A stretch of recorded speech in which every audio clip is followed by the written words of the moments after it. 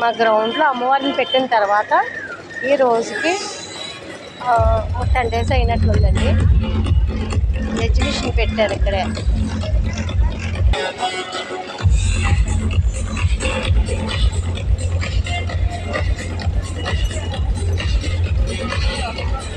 Local అమ్మవారిది పెట్టారన్నాను కదా, ఇప్పుడు వచ్చి సమ్మర్ అయింది. ఇంకా ఈవినింగ్ టైం గుడికి వచ్చిన వాళ్ళు వస్తూ ఉంటారు.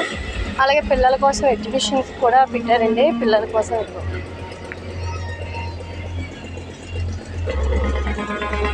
షాపింగ్స్ పెట్టారు కానీ ఖాళీ.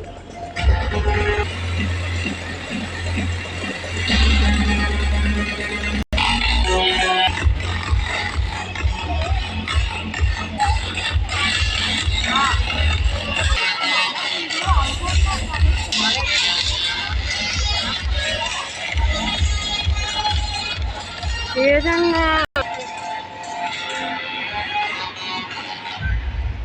అకాడమీ వారిచే జానపద చాగంటి కోటేశ్వర గారి ప్రవచనం కూడా ఇదే వేదిక మీద జరుగుతుందండి. ఇంకా మంచి మంచి కార్యక్రమాలతోని ఈ